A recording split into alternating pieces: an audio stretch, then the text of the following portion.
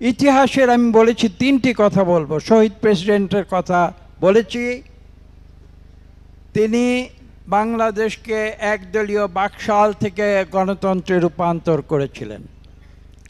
আমাদের দেশনেত্রী বেগম খালেদা জিয়া দীর্ঘ 9 বছর রাজপথে থেকে এরশাদের স্বৈর শাসন থেকে বাংলাদেশকে পুনরায় তিনি বহুদলীয় গণতন্ত্রে রূপান্তর করেছিলেন। লক্ষ্য করুন। এবং সর্বশেষ আমাদের ভারপ্রাপ্ত চেয়ারম্যান বাংলাদেশ থেকে প্রায় 10,000 কিলোমিটার দূরে থেকে আপনারা বিগত কয়েক বছর আপনারা লক্ষ্য করেছেন, সর্বশেষ যে পর্যায় ছিল স্বৈরাচারী হাসিনা সরকারের যে অপকর্ম এবং স্বৈর শাসন, তা থেকে মুক্ত করে বাংলাদেশকে গণতন্ত্রে নেবার পথে আমাদেরকে তিনি পরিচালিত করেছেন। তিনটি উদাহরণ, তিনটি সত্য আপনাদের সামনে আমি উদ্ভাসিত করেছি। লক্ষ্য করুন, তিনটি কার্যক্রম একই সূত্রে বাঁধা। শহীদ প্রেসিডেন্ট জিয়াউর রহমান দেশে গণতন্ত্র বহুদলীয় ফিরিয়ে দিয়েছিলেন।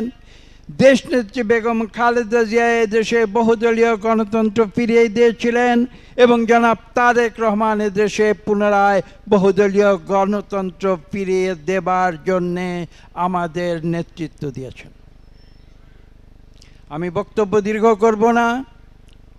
আমি যে কথা বলেছি যে শহীদ প্রেসিডেন্ট জিয়াউর রহমানের যে চিত্র আপনারা জানেন, টাইম ম্যাগাজিনের যেটা কাভার পেজে দেয়া হয়েছিল, তখন অনেকে প্রশ্ন করেছিলেন, যে কথাটি আজকে স্মরণ করব। সম্পাদকবৃন্দকে প্রশ্ন করা হয়েছিল, জানতে চাওয়া হয়েছিল শহীদ প্রেসিডেন্ট জিয়াউর রহমানের ছবি কেন টাইম ম্যাগাজিনের কাভার পেজে কিভাবে এসেছে, কোন যুক্তিতে এসেছে।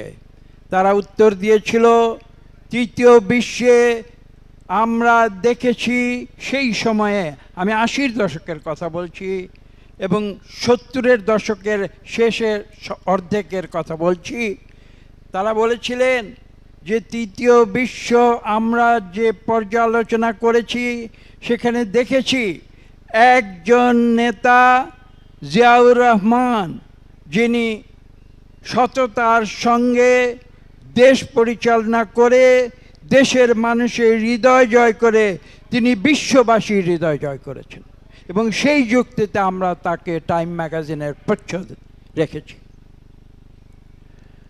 আমি বক্তব্য দীর্ঘ করব না। একটু আগে আপনারা শুনেছেন তার যে জানাজা হয়েছিল। আমরা যতদূর জানি বিশ্বের কোনো নেতার জানাজা এভাবে সংগঠিত হয়নি, যেখানে লক্ষ লক্ষ লক্ষ মানুষ যেখানে তার জন্যে দোয়া করতে আমাদের মানিক মিয়া এভিনিউতে সমবেত হয়েছিল।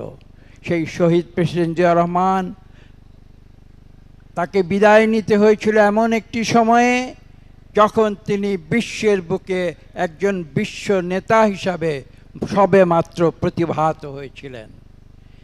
কি কারণে, কার চক্রান্তে, কার ষড়যন্ত্রে তাকে পৃথিবী থেকে চলে যেতে হয়েছিল, সেই ইতিহাস হয়তো ইতিহাসবেত্তারা তারা সেটাকে তারা লিখবেন।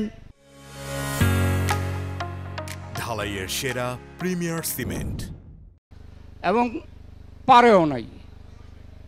আজকে শহীদ প্রেসিডেন্ট জিয়াউর রহমান যে সাহসের পরিচয় সেই 25শে মার্চের কালো রাত্রিতে দিয়েছেন, পাকিস্তান সেনাবাহিনী তাদের যে বর্বরোচিত আক্রমণ, সে সময় শহীদ প্রেসিডেন্ট জিয়াউর রহমান পাকিস্তানের আর্মির একজন মেজর, 8ম ইস্ট বেঙ্গল রেজিমেন্টের একজন মেজর হয়ে তিনি কারো সাথে পরামর্শ না করে, কারো কোনো নির্দেশ না নিয়ে 25শে কালো রাত্রিতে 8ম ইস্ট বেঙ্গল রেজিমেন্টে তিনি বিদ্রোহ ঘোষণা রিভোল্ট করেন এবং আমাদের যে বাঙালি অফিসার এবং সৈন্যবাহিনীকে নিয়ে অস্ত্রসহ এই ক্যান্টনমেন্ট ত্যাগ করে কালুরঘাটে গিয়ে তিনি 26শে মার্চ স্বাধীনতার ঘোষণা করেন।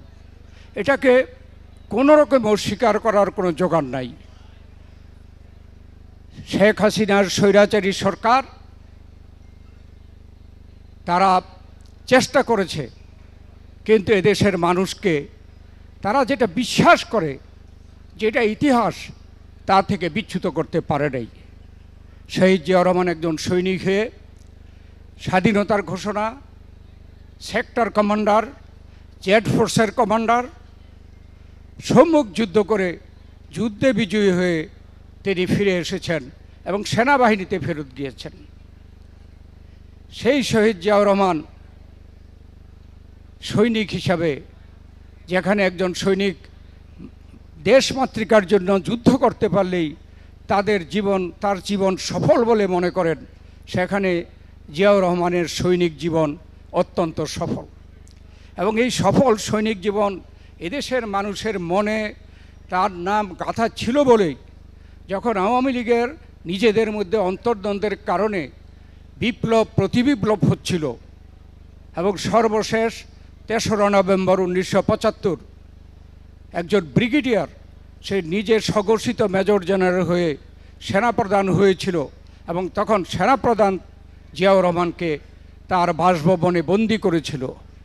তখনও তিনি স্বেচ্ছায় পদত্যাগ করে চলে গিয়েছিলেন, কিন্তু এদেশের জনগণ এবং সেনাবাহিনীর সদস্যরা এটা মেনে নিতে পারেনি।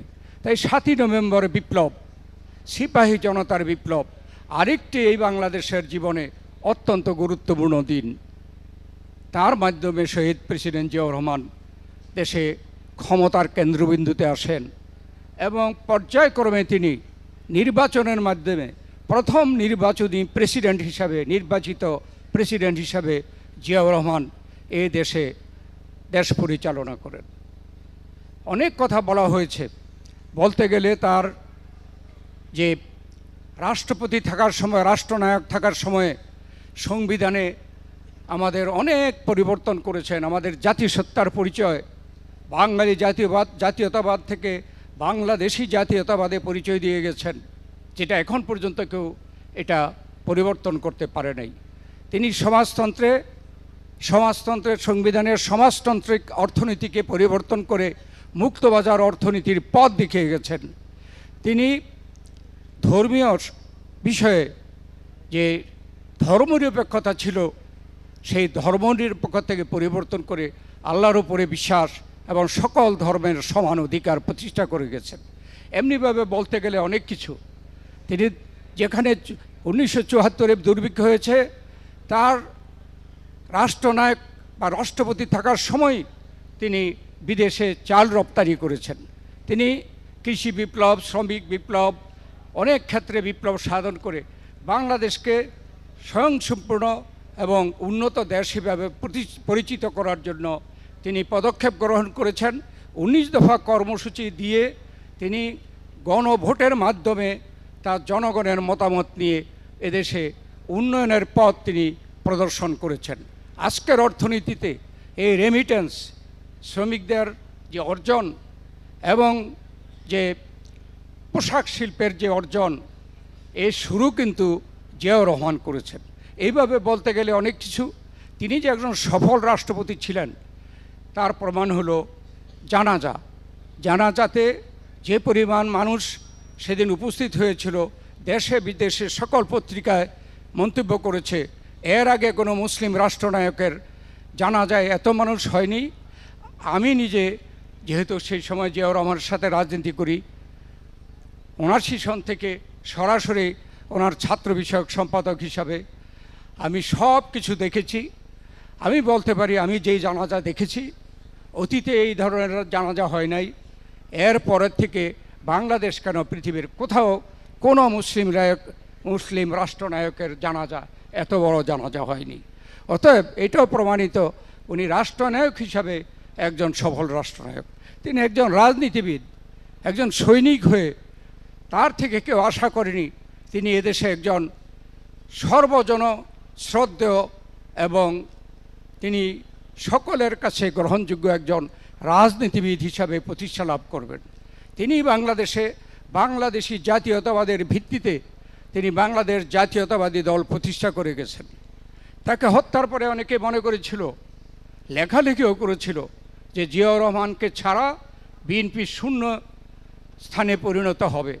কিন্তু সেই বিএনপি দেশনেত্রী বেগম খালেদা জিয়া, শহীদ জিয়ার সুযোগ্য উত্তরসূরি, সেই বিএনপির পতাকা হাতে নিয়ে সামনে এগিয়ে নিয়ে গেছেন। এদেশের মানুষ বেগম খালেদা জিয়াকে তিনবার নির্বাচিত প্রধানমন্ত্রী হিসাবে এদেশের মানুষ প্রতিষ্ঠা করেছেন। দেশনেত্রী বেগম খালেদা জিয়াকে এবং বিএনপিকে, তারেক রহমানকে সম্পূর্ণভাবে ধ্বংস করে দেওয়ার জন্য শেখ হাসিনা এদেশে আমাদের বিরুদ্ধে, দেশনেত্রীর বিরুদ্ধে, তারেক রহমানের বিরুদ্ধে সকল সিনিয়র নেতা থেকে শুরু করে আমাদের তৃণমূল নেতা পর্যন্ত সকলকে মিথ্যা মামলায় জর্জরিত করে নির্যাতিত করেছেন। কিন্তু বিএনপিকে দমানো যায়নি। আজকে যিনি নেতৃত্ব দিচ্ছেন, আমাদের ভারপ্রাপ্ত চেয়ারম্যান, শহীদ প্রেসিডেন্ট জিয়াউর রহমানের যোগ্য সন্তান, বেগম খালেদা জিয়ার যোগ্য সন্তান তারেক রহমান, আজকে বাংলাদেশকে গণতন্ত্র পুনরায় প্রতিষ্ঠা করার জন্য এই ঐতিহ্যবাহী দল, যে দলের প্রতিষ্ঠাতা এদেশে বাকশাল হত্যা করে, বাকশাল বাতিল করে বহুদলীয় গণতন্ত্র প্রতিষ্ঠা করেছিলেন,